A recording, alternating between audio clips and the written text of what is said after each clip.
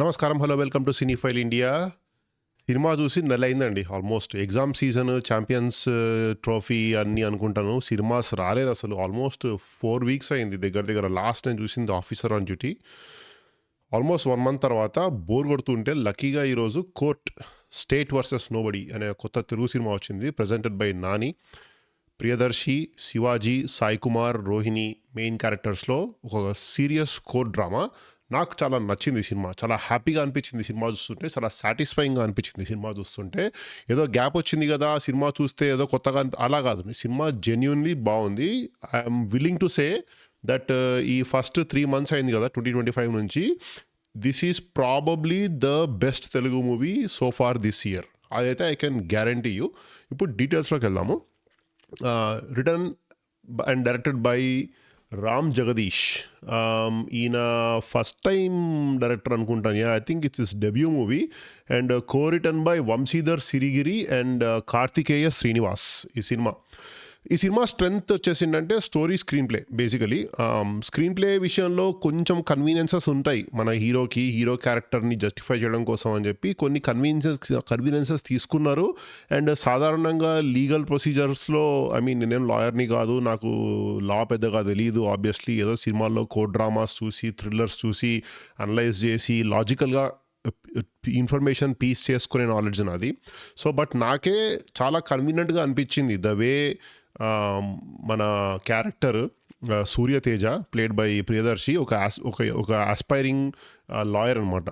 So తన ఓన్గా తన సొంత కేసు కోసం ట్రై చేస్తూ ఉంటాడు. అట్లాంటప్పుడు తనకు ఒక కేసు దొరుకుతుంది. ఎలా అంటే ఒక పాక్సో కేస్. ఒక 19 years old అబ్బాయి ఒక 17.5-year-old అమ్మాయిని లవ్ చేస్తే దానికి నచ్చక అమ్మాయి వాళ్ళ ఇంట్లో వాళ్ళు ఒక అతని మీద పాక్సో కేసు పెట్టి ఎట్లా అడ్వాంటేజ్ తీసుకున్నారు లాని, మన సొసైటీలో ఉండే ఒక ఇన్ఈక్వాలిటీని, ఇంజస్టిస్ని ఎట్లా వాడుకున్నారు పవర్ తోటి, డబ్బులతోటి, చాలా ఆస్పెక్ట్స్ మీద టచ్ చేసి చేశారు సినిమా. కాన్సెప్ట్ నాకు చాలా నచ్చింది. దాని గురించి మళ్ళీ మాట్లాడుకుందాం ఎందుకు నచ్చింది నాకు అనేది. కాకపోతే స్క్రీన్ ప్లేలో నాకు కొన్ని ఇష్యూస్, కొన్ని సర్టన్ నెంబర్ ఆఫ్ సీక్వెన్సెస్ కానీ, సర్టన్ వే ట్రాన్సిషన్స్ కానీ నాకు చాలా కన్వీనియంట్గా అనిపించింది అన్నమాట సినిమా. సో నాకు అది అంతగా ఓకే. డెఫినెట్లీ బాగుంది, ఎఫర్ట్ బాగుంది, కానీ కొంచెం టైటర్గా ఉంటే బాగుండేదని నాకు అనిపించింది. కాకపోతే ఈ యొక్క కన్వీనియన్స్ని మనం కంప్లీట్లీ మర్చిపోయేలాగా చేసింది ఏంటంటే ఈ సినిమాలో number 1 thing, top notch acting by both Priyadarshi and Shivaji. Priyadarshi obviously మన ఇండస్ట్రీకి ఏదో కమెడియన్ లాగా, క్యారెక్టర్ ఆర్టిస్ట్ లాగా వచ్చాడు. But in the recent past few మూవీస్లో చాలా బాగా ప్రూవ్ చేసుకున్నాడు. బలగం కానివ్వండి, తర్వాత మల్లేశం కానివ్వండి. సో కానీ ఈ సినిమాలో చాలా డిఫరెంట్గా ఉంటుంది ఆయన role. I think applaud his interest in picking different characters.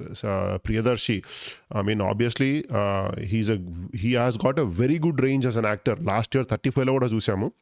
He has got a very good range and అతనికి పర్ఫెక్ట్గా సూట్ అయ్యి తన క్యారెక్టర్లో తను కంప్లీట్గా ఇన్వాల్వ్ అయిపోయి చేయగలిగిన స్కోప్ ఉన్న క్యారెక్టర్ని పిక్ చేసుకున్నాడు. He did a tremendous job in this movie. Number 1 reason నాకు నచ్చింది movie Priyadarshi. And second is Shivaji. మనకి శివాజీ ఎప్పుడో ఖుషీ సినిమాలో కాలేజ్ అని, బ్యాచిలర్స్ అని ఏవో సినిమాలు వచ్చినాయి ఎప్పుడెప్పుడో 25 years బ్యాక్. అప్పటి నుంచి తెలిసినా సరే ఐ థింక్ శివాజీని ఇంత ఫుల్ ఫ్లెడ్జ్గా ఒక విలన్ రోల్లో ఐ థింక్ ఇది అట్లీస్ట్ నేను చూసిన సినిమాల్లో ఫస్ట్ టైం. ఐ థింక్ ఆ విలన్ రోల్లో ఉండే ఒక ఇంటెన్సిటీని మనకు లిటరలీ కోపం వస్తుంది ఆ క్యారెక్టర్ మీద. అంత బాగా చేశారు Sivaji. So even I say ఆ శివాజీ గారి చేసిన మూవీస్ అన్నింటిలో this will be his career best. I can definitely and confidently say that.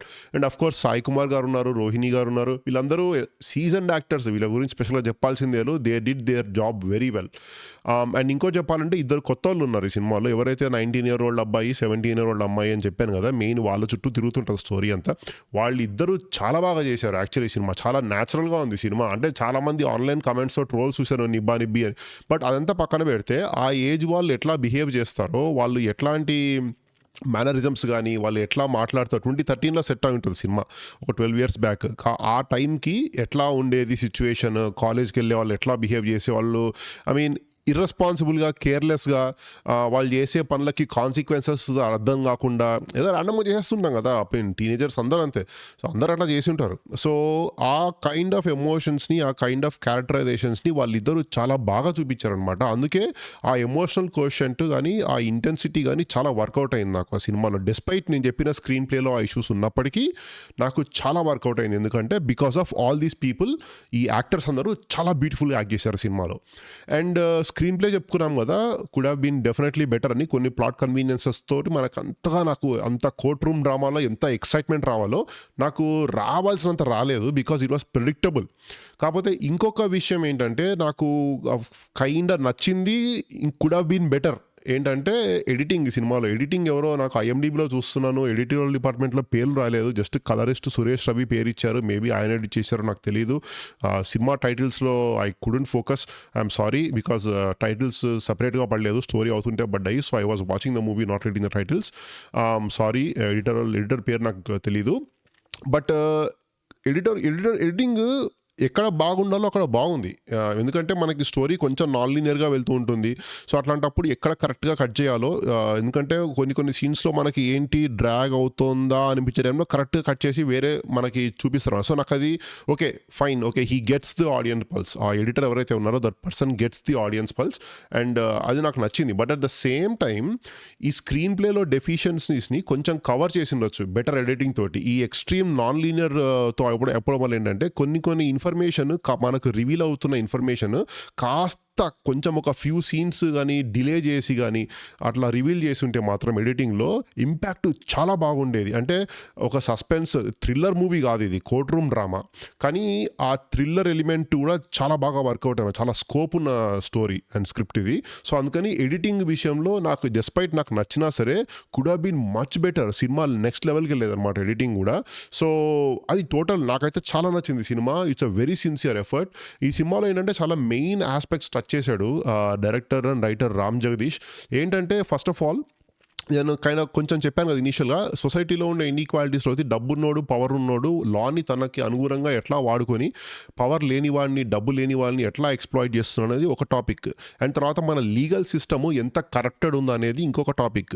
ఇంకోటి ఏంటంటే చాలా చాలా ఇంపార్టెంట్ పాయింట్, నేను పర్సనల్లీ ఐ ఫీల్, నాకు ఎప్పటి నుంచో నాకు ఉండే ఒక ఫీలింగ్ ఏంటంటే నేను కూడా మా ఇంట్లో చెప్తుంటాను అనమాట, there is nothing called as good or bad. The only thing that is true in the society is law. Okay, because good and bad అనేది మీరు ప్రతి మనిషికి వాడి ఓన్ కంపాస్ ఉంటుంది. గుడ్ ఏంటి, బ్యాడ్ ఏంటి, ఎథిక్స్ ఏంటి, మారల్స్ ఏంటి అని. బట్ ఆబ్జెక్టివ్గా సొసైటీ మనం క్రియేట్ చేసుకుంది ఏంటంటే law. So irrespective of what you are, who you are as a person, ప్రతి ఒక్క మనిషికి వాడి రైట్స్, వాడి లీగల్ ఇష్యూస్, లీగల్ మ్యాటర్స్ తెలియాలి. And it's very important. సినిమాలో డైలాగ్ ఉంటుంది, ప్రియర్స్ లాస్ట్ చెప్తారు, మన ఎడ్యుకేషన్ సిస్టంలో మనకి అసలు ఇవన్నీ ఏం చెప్పరు. ఒక 19 years old అబ్బాయి ఒక 17 years old అమ్మాయిని లవ్ చేస్తే technically it is a crime actually speaking మన కరెంట్ ఇండియాలో ఉన్న లాస్ ప్రకారం. బట్ అది ఎంతవరకు వ్యాలిడ్ అనేది దాని మీద ఒక సోషల్ కామెంటరీ లాగా కూడా ఇచ్చారు. నాకు ఆ ఆస్పెక్ట్ చాలా నచ్చింది. ఎందుకంటే ఎక్కడ కూడా మనకి ప్రీచీగా అనిపించదు సినిమా. ఎందుకంటే మనకి ఆ స్టోరీలో చాలా ఆర్గానిక్గా వస్తాయి ఆ సీన్స్ అన్ని, ఆ డైలాగ్స్ కానివ్వండి అవన్నీ. సో నాకు అది చాలా నచ్చింది సినిమా. It was a very very very well done effort, very well done acting by Priyadarshi and Sivaji and those two boy and girl చాలా బాగా చేశారు. ఓవరాల్ నాకు చాలా నచ్చింది సినిమా. అండ్ నేను చెప్పినట్టు ఒక 3 months అయిపోయింది cinema. 90 days, almost 85 days, 90 days అయిపోతుంది ఈ ఇయర్. నాకు ఈ ఇయర్ నచ్చిన ఏకైక తెలుగు సినిమా ఇది, కోర్ట్ స్టేట్ వర్సెస్ నోబడీ. అంటే I am not at all exaggerating this. Definitely go watch this movie. చిన్న cinema, so please do encourage, go watch in theatres. మంచి సినిమాలు రావు అనుకుంటాం కదా తెలుగులో. Go watch this. I'm sure you will be satisfied with this movie. So అదండి ఈ cinema review, court state versus nobody. మీకు ఈ రివ్యూ నచ్చినట్టయితే ప్లీజ్ లైక్ చేయండి. చాలా రోజులైంది రివ్యూ చేసి. గూగుల్ ఆల్గరిథమ్స్ ఈ మధ్య హెల్ప్ చేయట్లేదు నాకు. So please the only way you can help me is watch this video and like, share and comment. So మళ్ళీ ఇంకో వీడియోలో ఇంకో సినిమా రివ్యూతో మీ ముందుకు వస్తాను. అంతవరకు టేక్ కేర్.